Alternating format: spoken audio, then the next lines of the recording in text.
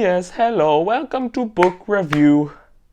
Whoa, was that me with the Swedish accent? That's bad. Wild. Anyways, today I'm going to review Stephen King's The Mist.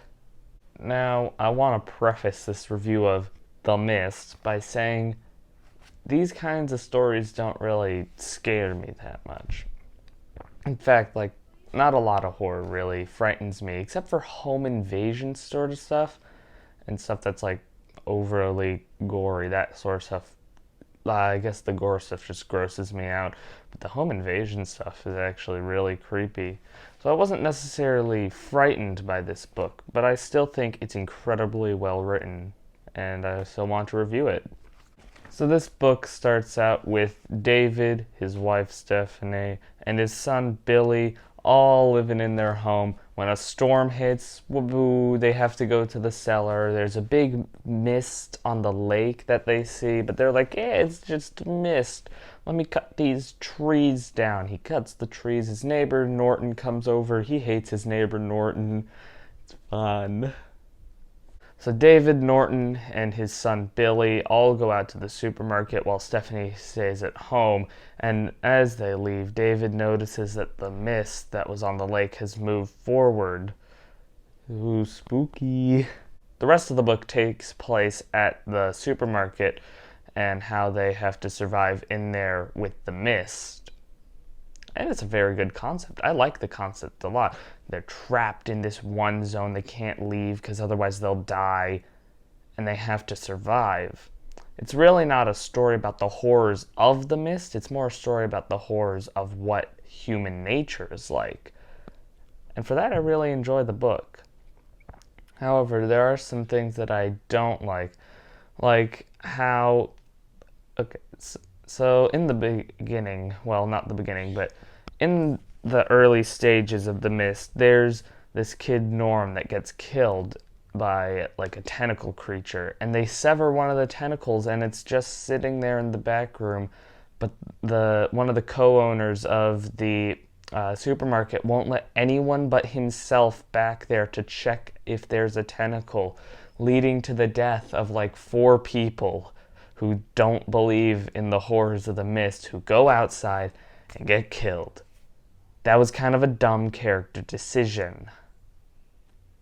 Overall, I do enjoy how this story is paced. It is one of King's shorter novels, if you couldn't tell, but in the grand scheme of things, I think it's very well paced. It takes place over 2 or 3 days in the main story, and then in the epilogue bit after David and a few other people escape the supermarket, that takes place over a couple more days. So it doesn't actually take place over months or years or something. It's actually quite a short story in that sense. Like I said at the beginning of this video, this sort of book doesn't really frighten me very much, I don't get scared easily by it. But just because it didn't make me feel horrified or stuff like that doesn't mean I didn't feel anything. I felt compassion for David, who knows his wife is dead but can't let his I don't know how old Billy's meant to be, 5. He can't let his 5-year-old son Billy in on that he knows his wife is dead. And it makes you feel for the characters like Ollie Wells. Oh, prime character. Mrs. Carmody. Ooh, anti-prime character. But they're both written very well to clash in this book. Very lovely. I like the writing, if you couldn't tell.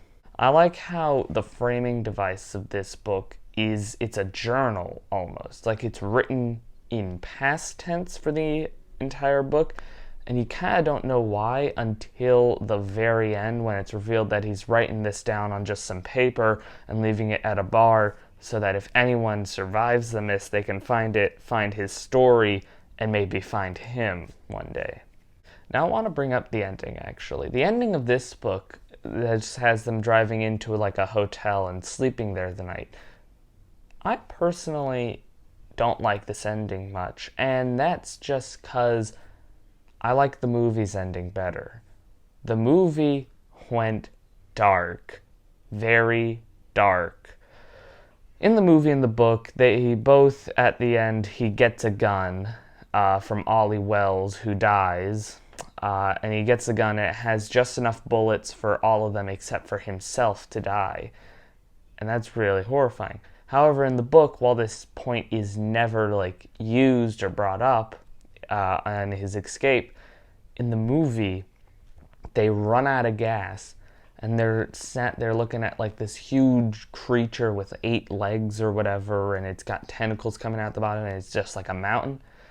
And like he looks over to, I believe it was Amanda, if I'm not mistaken, and she nods her head, and he kills everyone in the car but himself, including his son Billy. And that was dark. And then like 2 seconds later, of course, like the National Guard walks up, and he's just like broken because, well, if they just waited 2 more seconds, they would have been saved and his son wouldn't be dead. Ugh. But that's just why I don't really like the ending in this book, because I think the movie went way darker, and I prefer that ending over this book's ending. Overall, The Mist is a very good novel. It's well written, well paced, it has good characters and good world building. I like how you don't get to see the creatures in the mist too often because that would ruin the suspense and creepiness of them. I think it shows them just the right amount. Overall, this book here, Stephen King's The Mist, I'm going to have to rate very highly. Probably an 8 out of 10. Well, that's it. See ya. Except it isn't see ya. You notice there's more runtime. What could that be for, I hear you may be asking? Probably not. Well, you see, I'm working on something. I'm working on a little project, and I just wanted to show you guys some test footage from that. It's an animated short thing, so yeah, these are just tests of A, a character falling down, and B, them walking around and looking to the side, but it's done at different frame rates because I'm trying to see what frame rate works best for this type of style. So if you want to let me know down below. I'll look at it. So now have a look here at these 3 tests. Ooh, those were animated tests, I tell thee. Yeah, but that's actually all. See ya.